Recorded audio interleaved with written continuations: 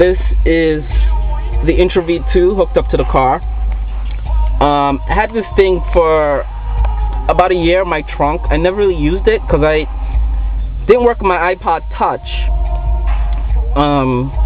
But I didn't know the Intravee was upgradable, and the software version I had of my Intravee was from 2006, so it was like version 5 point something, and I just upgraded to version 6.02, and a couple of numbers after that too. So this is the latest firmware for the Intravee II that's running in my car. This firmware works with the iPod Touch and iPhone from, I think, this year generation. It's 2011, 2012. So the latest generation devices will work with this. And as you can see, this sound quality is pretty cool. The old one, version 5.0, the old software, the sound quality was always good on this device. And this is connected to my iPod Touch. My only thing so far I'm realizing with this, now that I'm using it with my Touch, is my playlists tend to be long. Like as you can see, I have 255 songs on one playlist. And I realized you could scroll up and down your songs and find what you want.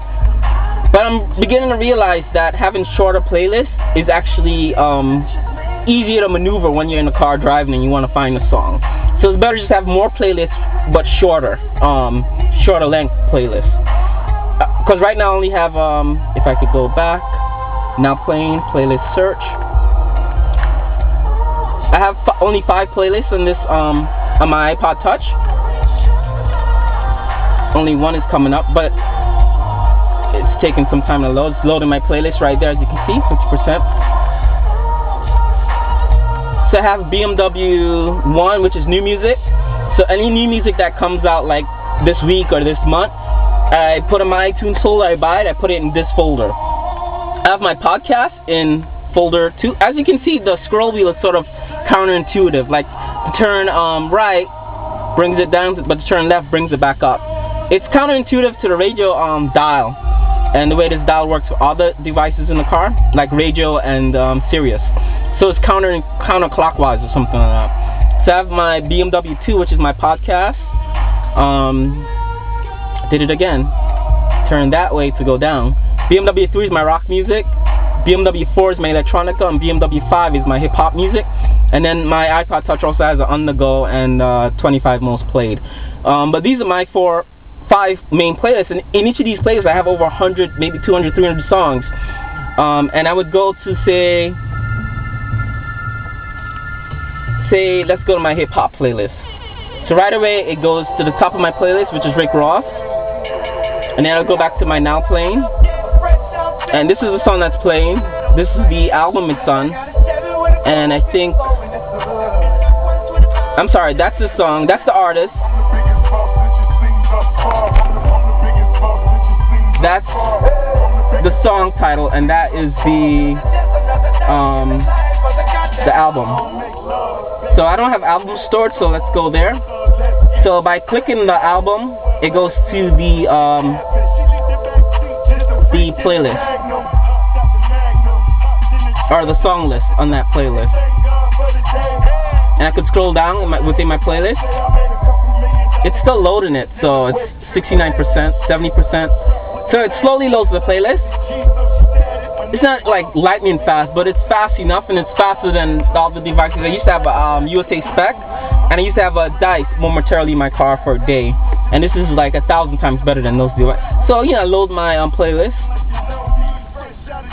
So I could scroll through my songs and select the song that I want. And again, this scroll wheel is counterintuitive to like the radio station and other things. And while my iPod is playing, I still have my my GPS, and also have my Bluetooth, which works. Say a command. Dial Mom. Did you say call violin home? Yes. No entry stored. Do you want to call work 1? Yes. Work 1 calling. Next time, just say call violin work 1.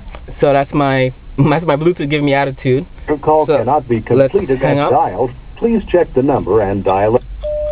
Let's hang up on that and go back to the iPod. So you see that works with the Bluetooth, with actually steering wheel control, and I have voice command in my car. So I have full control of everything while I'm driving.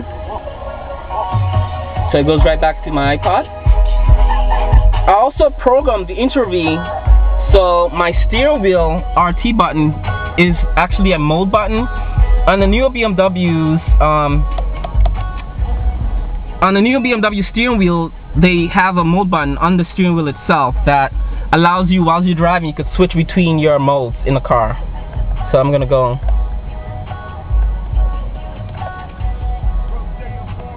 See if it works. So it's gonna go to Sirius.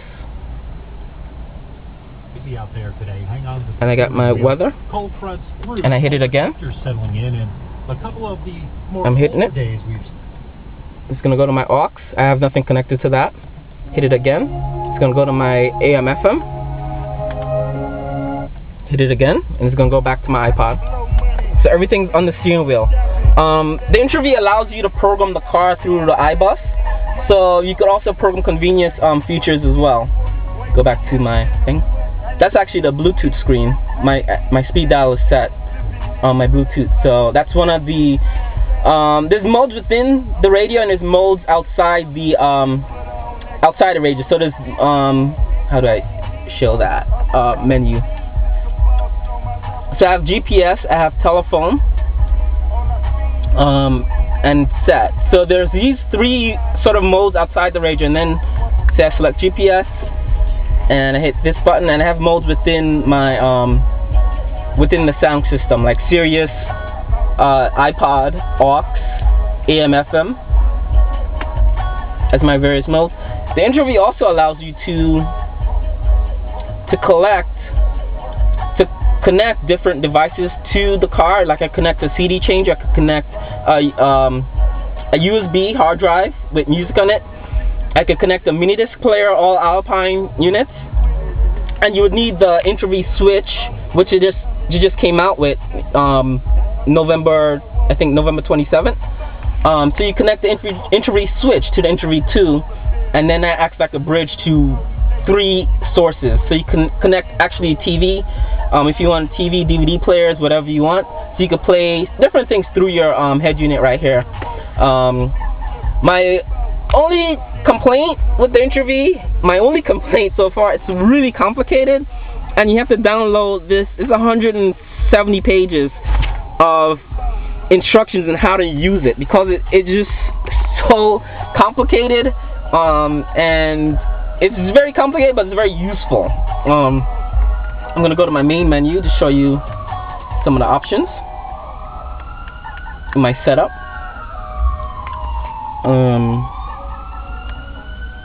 I could set up my keys, and this allows you to set the keys to do different things that you want it to do, which is kind of cool.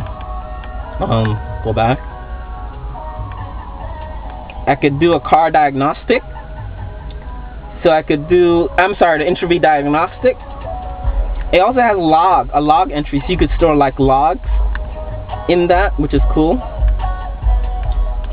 And I'll show you the version. I think this will tell you the version software I have. So version 6.02 and build and all that, which is cool.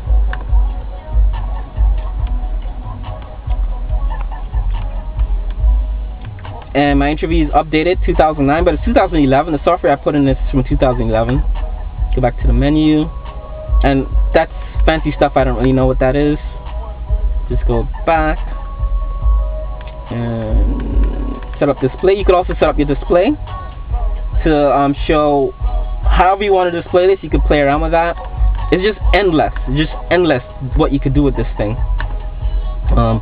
That said, this is very expensive. I've had this in my trunk, and I was literally going to sell it because I wasn't using it much, because it wasn't working with my iPod, and I didn't want to buy another iPod.